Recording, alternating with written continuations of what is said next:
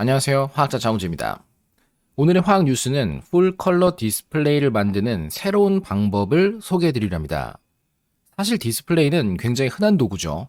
휴대폰이나 TV, 모니터 등 온갖 곳에서 우리에게 화면을 제공하는 도구입니다. 그러다 보니 이미 디스플레이를 제조하기 위한, 특히 색상을 만들기 위한 전략들은 여러 가지가 개발이 되었는데요. 가장 기초적으로는 유기물을 이용할 수가 있을 것이고, 또 2023년 노벨 화학상의 내용처럼 양자점이라는 신소재를 이용해서도 디스플레이를 충분히 만들 수 있습니다. 중요한 것은 단 하나, 얼마나 선명하고 다채로운 색상을 만들 수가 있느냐, 이 하나로 디스플레이의 퀄리티가 달라지게 되겠죠. 자, 현재 두 가지 방식으로 디스플레이 개발이 이어지고 있습니다. 첫 번째는 일상적으로 사용하듯 이번 CES의 발표처럼 투명하면서도 색상이 있는 화면을 맺히게 할 수 있는 새로운 디스플레이, 혹은 휘어진다거나 돌돌 말거나 어딘가 부착할 수 있는 편의성이 있으면서도 유용한 디스플레이가 그 중에 하나의 방향입니다. 이를 통해서 우리는 언젠가는 투명하고 어디에나 사용할 수 있는 디스플레이가 우리 삶 속에 보급될 수 있을 거라고 기대할 수가 있겠죠.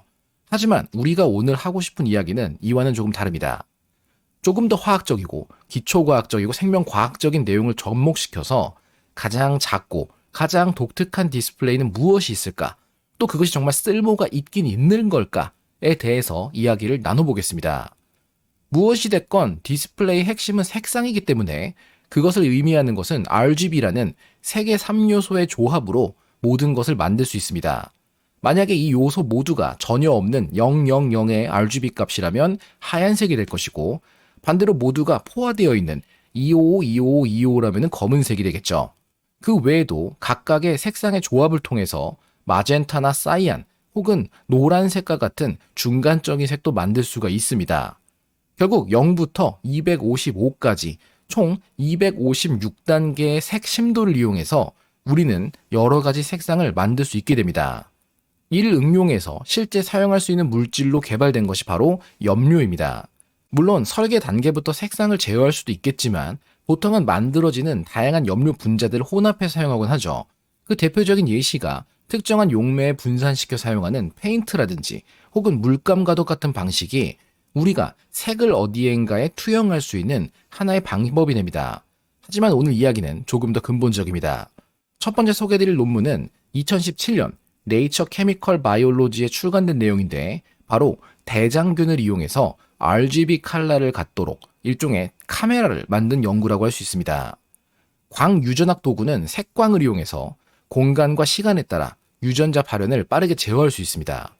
이 연구진들은 대장균이 R과 G와 B라는 세 가지 빛을 구분하고 또 유전자 발현을 변화시켜서 반응할 수 있도록 유전적으로 코딩된 시스템을 설계하게 됩니다. 간단히 말한다면 각각 다른 세 가지 색상의 빛이 쪼여졌을 때 이 자극에 의해 대장균 내에서의 효소 반응이 변화하고 최종적으로 색을 갖는 유기 분자를 생산해낼 수 있는 방식입니다. 자, 이 방식을 통한다면 우리가 원하는 색을 만들 수 있을 텐데, 중요한 것은 얼마나 세밀하게 조절 가능할까? 이 역시 하나의 중요한 요소가 되겠죠. 연구진들은 세 가지 파장의 빛에 대해서 조금씩 파장을 변화시키면서 쪼여진 빛에 따라 생성되는 분자들의 양을 확인하게 됩니다. 그랬을 때 쪼여지는 빛의 파장에 따라 이 세 가지 색상의 물질들의 발현량이 다르다는 것을 확인할 수 있었고, 최종적으로 박테리아가 배양되어 있는 배지 위에 원하는 그림과 색상을 갖는 이미지를 투영시켰을 때 각각의 색상에 해당하는 파장을 박테리아가 받아들여서 색상 분자를 만들어내는 것을 확인하게 됩니다. 결과를 비교해 봤을 때도 투영시킨 이미지와 같은 형태와 색상을 갖는 이미지가 세균들로부터 만들어지는 것을 관찰할 수 있었죠. 자, 그렇다면 세균보다 조금 더 작고 기본적인 물질로는 만들 수가 없을 것이냐? 그것이 바로 2023년 발표되었던 DNA를 이용해서 마이크로 어레이를 형성해서 24비트 1600만 화소를 갖는 이미지를 설계하는 방식에 대해서입니다. DNA 자체가 색을 갖는 것은 아니기 때문에 이 연구에서는 세 가지 종류의 형광 물질을 적용합니다.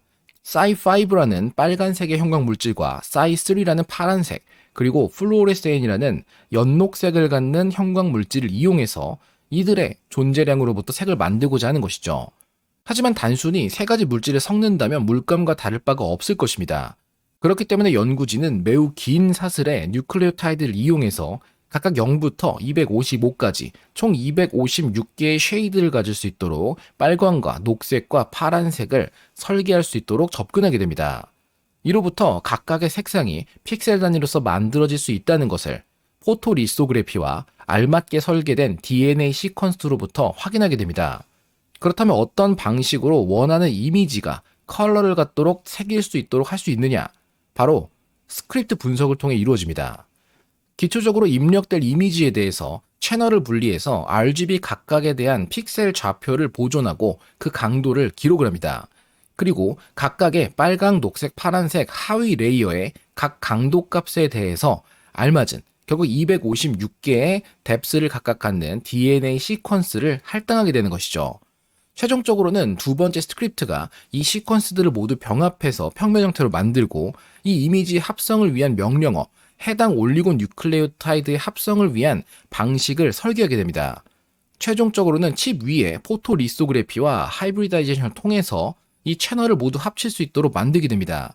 그렇다면 세 개의 형광 프로브와 RGB 채널의 병합으로부터 실제 컬러를 갖는 마이크로 어레이 표면이 생성되는 것이죠.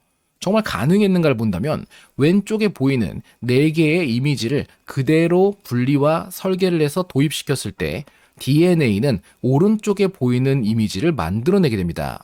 일부 픽셀이 깨지는 주황색 부분 몇 개를 제외한다면 입력한 그대로 색상 이미지를 만들어내는 기술이 탄생한 것이라고 말할 수가 있습니다.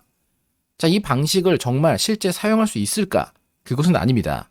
이 방식은 디스플레이를 만들어서 실제 사용하기 위함보다는 얼마나 세밀하고 제어 가능한 칩 시스템이 DNA로 이루어져 있는가를 제한하는 것이기도 합니다.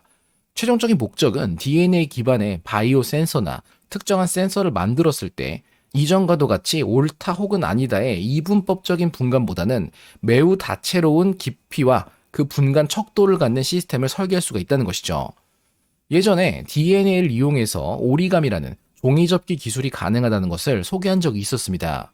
이와 같은 구조적인 측면 외에도 우리는 발달하고 있는 시스템적인 접근, 그리고 스크립트와 자동화된 공정 등을 통해서 이제는 DNA로도 디스플레이를 만드는 기술 단계까지도 도달했다고 할 수가 있겠습니다. 자, 오늘의 이야기는 바로 DNA를 이용한 풀컬러 디스플레이 제조가 가능하다라는 것에 대한 소개였습니다. 그럼 다음에 또 뵙겠습니다.